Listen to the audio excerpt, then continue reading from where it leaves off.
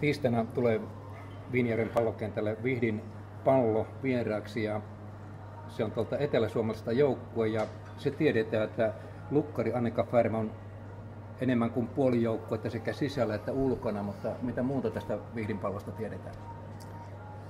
Tiedetään se, että Vihti on vahvana hetkenään semmoinen joukkue, joka lyö nykysarjassakin kenet vaan polville. Että viimeksi tuossa tovi aikaa sitten Poria vastaan, niin näyttivät, että 2-7 asemasta nousivat jaksovoittoon vielä niin kuin yksittäisillä lyödyillä ja se kertoo heidän niin kuin pelaamisesta paljon. Annika Färm taas vastaavasti on sellainen lukkari, että toivoisin tällaisia olevan enemmänkin, että uskaltaa pelata, käyttää peliälyään, heittää tolppaa, tekee vähän sellaisiakin ratkaisuja, jotka ei välttämättä ole enää nykyään tämmöisen niin kuin oikein pesiksen pelikirjan mukaisia, mutta osaa pelata. Mie tykkään tämmöisestä lukkarista. Joo, se Vihti on napannutkin 5 pistettä jo tässä matkan varrella vastustajilta ja ihan kovan luokan joukkueeltakin.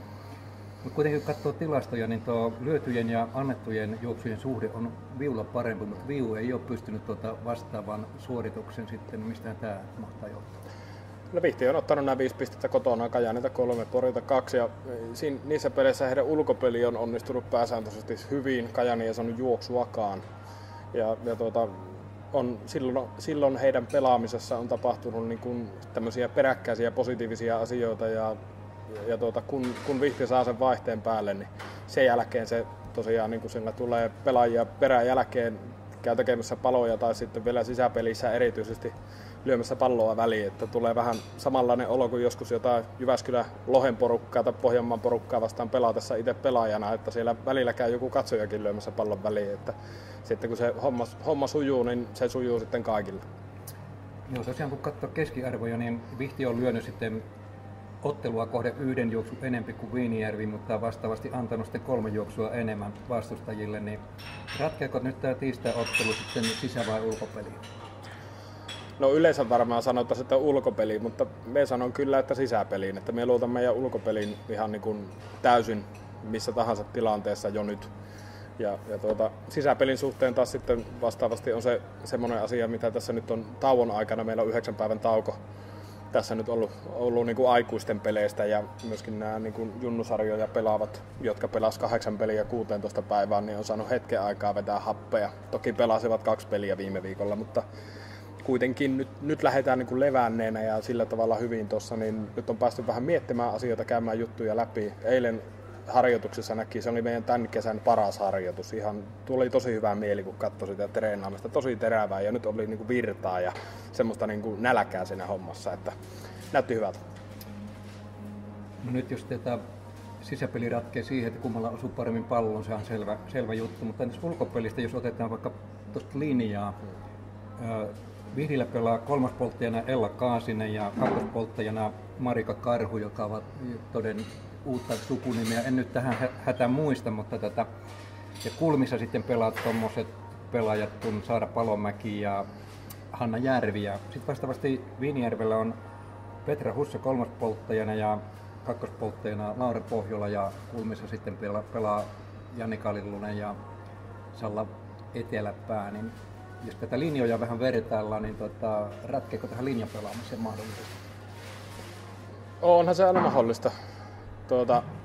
Ei nyt mitään niin kuin ihan hirvittävää erityistä siitä muuten nostaisi esille, että täällä polttaja-osastolla molemmilla on sellaisia pelaajia, jotka ottaa siinä isoa tonttia erityisesti vaihtotilanne pelaamisessa ja on hoitanut omaa hommansa hyvin, että siellä Kaasinen ja sitten Karhu, käsittääkseni nykyinen Taanonen, niin on sellaisia heidän kulmapelaajia kyllä, siis vaikka eivät kulmassa pelaakaan, mutta siis tärkeitä pelaajia siinä ulkopelissä ja heillä on niin kuin peräpyllä pitää ja ihan pääsääntöisesti ovat hyviä ja joskus kokeneita ulkopelaajia siinä. Ja niin kuin Pohjola ja Hussa on meillä kyllä oma hommansa hoitanut hienosti, että siinä parannettavaa on mutta työnteko maistuu, niin miksipä se homma ei niin kuin vieläkin siitä paranisi. Sitten Palomäen Saarahan on täällä niin kuin vähän niin kuin omia kasvatteja, että idässä vaikuttanut pitkään ja nyt sitten etelässäkin on kuitenkin kohtalaisen kauan. Ja Ja Järven Hanna on sitten taas tuttu sieltä, että pelasi Punamustissa silloin kun itse valmentajana sillä alueella toimii, ja Hannan veli pelasi omassa joukkueessa ja Hannan äiti oli seuran johtokunnassa, jossa oltiin vahvasti mukana, niin perhe on kokonaisuudessaan siellä tuttu, mutta en nyt peliasioihin halua sen enempää mennä kuin, että kyllä siellä ihan selkeitä paikkoja on niin kuin meidän lyönneille kyllä, että kun vaan itseluottamus on kunnossa ja pallo osuu keskelle, niin ollaan kyllä vahvoilla.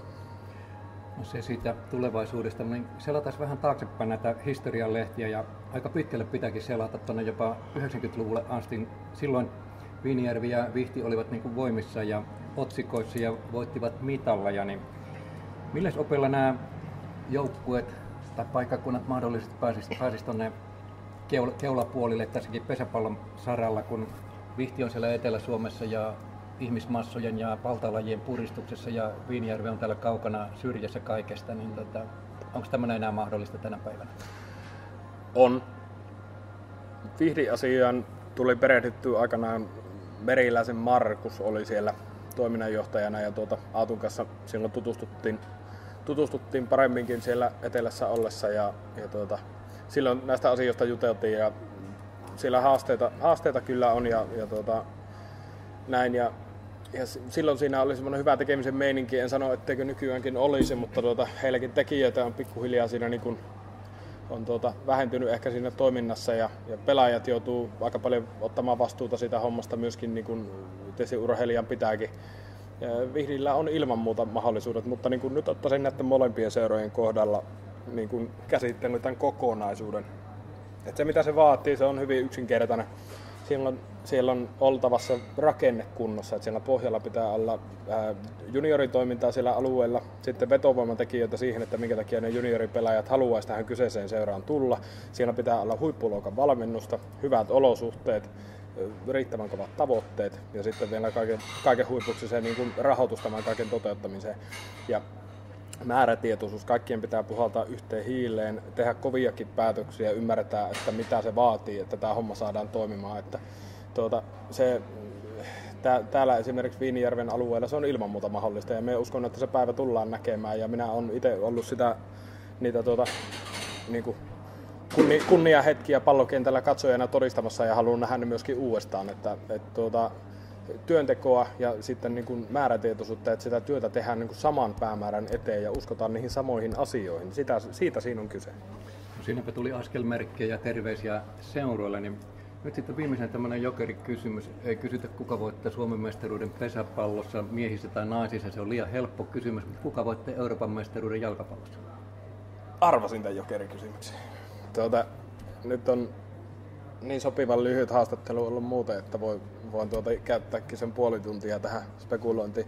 Ei, kyllähän se tulee pitkälti niin menemään, että kuukausi viihdytetään itseämme sitä jalkapallosakkia katsellen, että tiedän, että meidänkin tytöt on innokkaita jalkapallon ystäviä, että katselevat mieluummin maalin kuivumista ja pitävät sitä mielenkiintoisempana kuin jalkapallon katsomista, mutta henkilökohtaisesti aion kyllä sen ajan, mitä tästä pesäpallohommasta liikenee, niin ihan joka ikisen minuutin noita kisoja katsoa ja kuukauden päästä todetaan taas, että Saksa voitti.